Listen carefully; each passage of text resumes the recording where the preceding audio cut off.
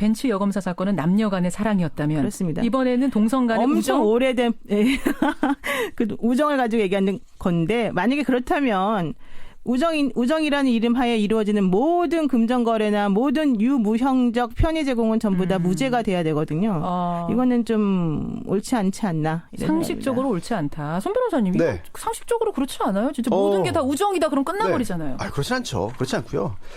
지금 이게 우정이 나오고 예. 또 뭐 사랑의 정표가 나오고 그 이유가 뭐냐면 대가성이 없다는 얘기입니다. 대가성. 핵심은 뇌물이 되고 뇌물죄가 성립하려면 예. 대가성이 있어야 되는데요. 즉 직무와 선물 사이, 직무와 금품 사이에 대가 관계가 인정돼야 돼요. 직접이든 간접이든 예, 넓게든 예. 좁게든. 그런데 이제 그 대가성이 없고 우정 또는 사랑의 관계에 불과하다라는 예. 것이기 때문에 우정에 집중하기보다는 사랑의 정표에 집착하기보다는 대가성이 없었다는 점이 핵심인 것 같습니다. 그러니까 두 사람이 선물을 건넬 때 둘 사이에 어떤 대가를 바라고 진행되는 뭔가 아무것도 없었다. 깨끗했다. 오로지 친구 사이밖에 없었다. 이 말씀이에요. 법원은 그렇게 본 거죠. 노 변호사님, 아니 둘 사이에 무슨 형사사건이 진행 중인 것도 아니고 오로지 오랜 친구라는 거 하나밖에 없으면 진짜 선물 아니냐. 어떻게 생각하세요? 그래서 그 현재 그 뇌물죄의 문제가 뭐냐면 예. 대가성하고 직무 관련성을 엄격히 따지기 때문에 그 특정 그 돈을 받은 시점이나 경제적 재산적 이익을 향유한 시점과 예. 그 공여자의 입장에서 어떠한 혜택을 받은 시점이 서로 일치하지 않는 경우에는 예. 대부분의 경우에 무죄가 나올 가능성이 커졌단 말이에요. 그래서 우리가 그런 맹점을 보완하기 위해서 나온 개념이 포괄일죄라고 하는 개념이에요. 포괄? 예, 그러니까 그 뇌물죄? 뇌물에 대해서 뇌물죄? 예, 포괄적으로 이 뇌물을 이 A라고 하는 예를 들면 5천만 원 받은 시점은 오래지만 예. 뭐 과거부터 이 사람과의 그런 선의적 거래 행위가 있었다는 것을 보여진다면 그냥 전체적으로 보아서 그 특정 시점을 1대1로 다 맞추지 않고 예. 전체적으로 보아서 그냥 뇌물로 보자라고 하는 게 이제 바로 이제 포괄적 뇌물죄 개념인데 그렇군요. 그런 개념을 사용했다면 예.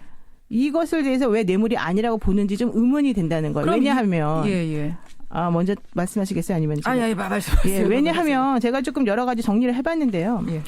그 진경준 검사장이 검사로서의 위치가 물론 매우 중요하기도 하지만요.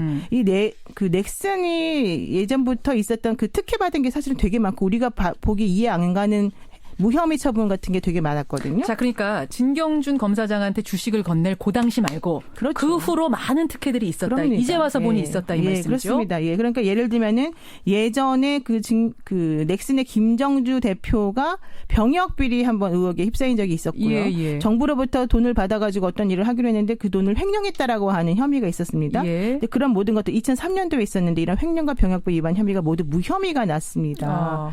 그리고 그 이후로도 이 넥슨이라고 하는 곳은 이제 메이플 스토리라고 하는 그런 게임을 그렇죠. 이용해서 이제 성장한 업체인데 수만 명의 개인 정보가 허술하게 관리돼서 유출되는 그런 사고가 벌어졌는데 예. 이것도 역시 무혐의가 났고요. 무혐의. 검찰에서 또 공정거래위원회에서 예를 들면 이제 캐시 아이템이라고 하는 그 게임 진행과 관련된 필수적 아이템이 있습니다. 예. 이거를 현금을 주고 사도록 자꾸 이제 유도하는 그런 상황이 있었기 때문에 이런 사행성을 조장하는 그런 문제 때문에 공정거래위원회도 한번 그 고발이 됐던 적도 있었었고 그 다음에 이 관련되어서 여러 가지 그 프랜차이즈점이나 뭐 다른 그 유저들로부터 혹은 그 게임 업체들로부터 많은 고발을 당했거든요. 다 전부 다 무혐의가 됐어요. 전부 다 무혐의. 그러니까 이거는 지금 주식을 받았던 그때가 아니라 그 후에 벌어진 전체적으로 몽땅. 노 변호사님의 말씀 한마디로 정리하면 그러면 선물을 줄 그 당시는 우정이었는지 몰라도 미래를 위해 보험 든 거 아니냐.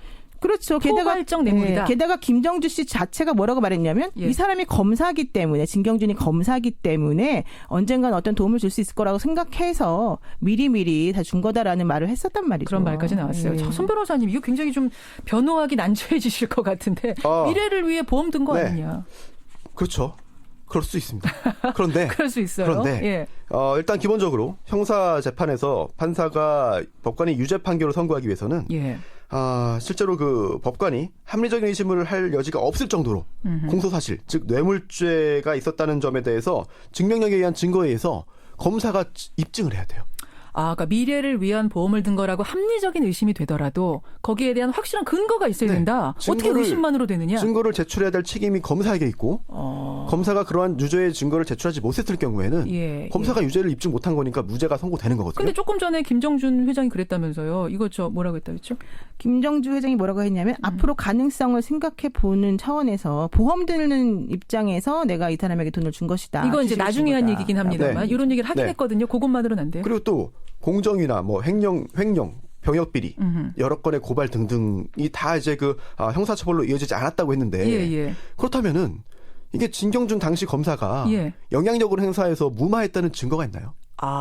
그런 증거가 있었다면 제출했겠죠. 그러네요. 진경준 씨가 맨날 얘기하는 게 그거였어요. 김정준 씨는 난 보험용으로 쟤한테 이런 선물을 주었다, 돈을 주었다라고 얘기를 했고 진경준 씨는 내 친구니까 나는 그렇게 받은 거 아니다. 여러 가지 법률적 조언을 해주었다. 필요할 때마다라고 얘기를 했단 말이에요. 그러면 현직 검사가 해주는 법률적 조언이 과연 무엇이냐. 알겠습니다. 청취자 의견 좀 볼게요. 여러분 지금 보내주십시오. 부지런히 보내주십시오. 1858님.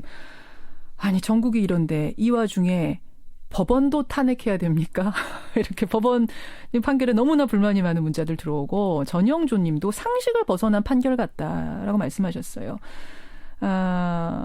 김영표님, 최현명님, 2004님, 외에 많은 분들이 아니 손 변호사님 감기도 걸렸는데 왜 악역만 하시나요? 불쌍합니다. 이거 왜 논지에 어긋난 문자 이런 거 보내지 마세요. 어긋나지 않나요? 예. 아니 제가 악역 맡을 때 좀 이런 문자 좀 보내주세요. 제발. 왜 응원 문자 이런 거 많이 보내시나요? 감사합니다. 그 외에 김선호, 김진영, 2567님 등등은 근데 어떻게 4억 원을 갖고 선물이라고 얘기할 수 있습니까? 4억 원 선물은 상식적으로 말이 안 된다. 손 변호사님 이 부분 얘기해 주세요. 4억 원이란 게 어떻게 선물이 되느냐. 저도 그런 선물 좀 받고 싶은데 받기 힘들 것 같습니다. 앞으로도. 네. 그러게요. 이게 이 두 사람의 이게 액수가 절대적인 기준이 되는 건 아니겠지만 이 두 사람의 그런 경제적인 그런 상황을 봐야 될 것 같아요. 특히나 4억 원의 선물을 줬다고 판단된 김정주 씨 같은 경우에는 재산이 막대합니다. 이 사람 김정주 회장 보니까요. 수천억대 자산가죠. 지금은 수조 원대래요. 수조 원입니까? 네. 그리고 그때 이제 선물을 4억 원어치 주식을 줄 때는 정확하진 않아요. 그때는 이제 보고할 때가 아니라 수백억에서 한 1,000억 정도 되는 자산가였을 것으로 예상됩니다. 네, 물론 그렇게 큰 재산이 있기 때문에 4억 원이 일반적인 기준으로 볼 때 정말로 뭔가 부정한 대가를 바라고 또는 대가성이 있는 그런 뇌물로 단정하기 어려운 측면이 있지 않나. 그런 점도 이번 판결에 고려된 것 같습니다. 그러니까 수조 원대 부자한테 4억은 우리 일반인들이 4만 원 혹은 40만 원짜리 선물 친구한테 하는 것과 비슷한 거 아니겠느냐. 완전 유전무죄 무전유죄네요. 제가 잠깐 몇 가지만 포인트를 짚으면 이게 만약에 뇌물이 아니라면 진경준 씨가 왜 거짓말을 했느냐. 처음에 이 주식 대금 관련해서 처가에서 받은 것이다라고 했다가 그게 아니니까 또 넥슨에서 어쩌고 이런 얘기 많이 해서 왜 거짓말했냐가 첫 번째 이해가 안 가고요. 이게 진짜 떳떳한 거였으면 진경준 전 검사장 왜 처음부터 거짓말했느냐. 근데 물론 검찰에서 증거를 제대로 확보하지 못하고 기소를 한 부분에 있어서는 어느 정도 좀 검찰 탓을 할 가능성도 좀 있지만 이게 전체적으로 드러나지 않았다고 해서 그런 죄가 없는 건 아니기 때문에 이것을 판사님이 조금 그 판단 기준을 너무 엄격하게 적용하는 것은 오히려 맞지 않지 않나. 너무 좁게 적용한 거 아니에요? 그 말씀이신 거죠? 그리고 제가 사실은 진경준 1심 변호인들하고 얘기를 나눠봤습니다. 그러셨어요? 항소를 하려고 그러는데 여론이 너무 안 좋아가지고 좀 어떻게 해야 될지 모르겠다. 그래요? 아직 항소 안 했어요? 제가 통화했을 때까지만은 항소를 안 했었는데요. 지금 현재는 어떻게 되는지 모르겠고요. 근데 이제 문제는 그래서 내가 그래도 어쨌든 진경준 씨 입장에서는 매우 잘된 판결 아니냐라고 했더니 그렇지도 않아요라고 얘기를 하더라고요. 그건 무슨 말이에요? 그냥 4년을 그 수검 생활을 해야 된다는 것 자체에 매우 약간 멘붕에 빠져있다라는 얘기 일부 유죄, 일부 무죄이기 때문에 4년은 살아야 되거든요. 그 얘기고. 이런 질문이 하나 들어왔어요. 근데 미래에 일어날 일, 벌어지지 않을 일까지 이 뇌물죄로 고려하기 시작하면 처벌의 범위가 너무 넓어지는 거 아닌가요? 하면서 예를 들어서 제가 어떤 교사인 친구한테 제 친구예요. 그래서 10만 원짜리 향수를 선물했는데 어떻게 이사 다니고 이러다 보니까 그 친구가 제 아이의 담임이 된 겁니다. 그러면은 그 친구가 제 아이의 담임이 될 건지 알고 선물한 게 아닌데 제가 대가를 바라고 준 게 되는 건가? 이러면 뇌물죄인가? 어떻게 생각하세요? 그 행위 시점에서 그 사람이 예전에 이 사람이 나에게 잘해주었으니까 좀 잘해주고 싶다. 이런 마음을 가지고 어떤 행위를 했다면 우정과 사랑으로 어떤 그런 행위를 했다면 예전에 받은 경제적 이익하고 현재 내가 한 행동이 부정행위가 되기 때문에 연관관계를 따져보면 사실은 뇌물이 될 수도 있는 거죠. 그래요? 우리가 보통 이제 사후수리죄, 사전수리죄 이런 얘기들 많이 하거든요. 근데 이제 요점은 그런 것보다도 우리가 사실은 김영란법이 왜 만들어졌습니까? 나한테 아무런 뭐 특별한 행위를 안 해줘도 커피 한 잔만 받아도 우리가 그 사람에게 조금 마음이 쏠리는 게 당연한 거잖아요. 그러니까 공정한 그런 업무와 그런 공적인 업무 처리에 있어서 그런 신뢰성을 훼손시킨다는 게 의미가 아니겠습니까? 실제로 재판부도 네. 고민을 많이 했어요. 그래요. 판결문을 보니까 유죄로 지금 이 부분에 대해서도 유죄로 의심되는 정황을 무려 3페이지 동안 적고 있습니다. 아, 의심되는 정황도 3페이지나 있어요? 굉장히 고심했다는 거를 겉으로 보여주고 싶었던 것 같아요. 의심스러운 정황을 다 적고 그렇지만 검사가 증거를 못 냈기 때문에 무죄라는 취지로 가고 있거든요. 그렇군요. 그런 고민을 했고요. 없어서. 또 하나가 지금 조금 전에 그 청취자분들께서 춘천분들 하신 말씀이 굉장히 중요한 부분이 있습니다. 그 부분에서 법원이 이번에 판결문으로 답을 했어요. 어떤 뭐냐면 거예요? 직무대상 현안이 존재하거나 존재할 가능성이 높은 시점에 이익을 수수했을 때는 직무 관련성 그리고 대가성이 넓게 인정될 수 있다. 아, 그러니까 이 선생님이 제 아이와 제 친구인데 선생님이 친구인데 같은 학교예요. 반은 아니고. 이런 경우면 뇌물죄가 될 수 있는데 그렇습니다. 아예 지역도 다르고 뭐 이런 경우면은 뇌물죄가 아니다. 네, 반대로 직무 관련성, 대가성 인정 반대의 경우에 즉 직무 대상 현안이 존재하지 않거나 존재할 가능성이 낮다고 한다면 직무 관련성과 대가성의 그런 그 범위가 상대적으로 좁아질 수밖에 없다라는 표현을 쓰고 있습니다. 그렇군요. 자, 이 말을 듣고 근데 7590님, 최호중님 등은 아니 근데요 10만 원이 항수가 아니고 4억 아닙니까? 나중에 120억 원이 된 4억 아닙니까? 차원이 좀 다르죠. 이런 문자를 주긴 하셨는데 어쨌든 재판부는 이 4억이든 향수든 똑같이 놓고 요 미래와의 관련성 여부를 봤다. 요렇게 되는 거예요. 자, 결정을 좀 내려야 될 때가 됐는데 이렇게 들어왔군요. 예. 0150님 문자 몇 개만 더 소개할게요. 0150님 우정으로 수억 원을 줄 수 있다면 그러면 김정주 회장이 그 당시 다른 친구들한테도 다 이렇게 줬는지 요거를 꼭 확인해 봐야 된다 하셨어요. 그리고 1335님의 많은 분들이 결국 억울하면 출세해야 되는 거군요. 예, 친구가 출세하니까 이런 선물도 받는군요.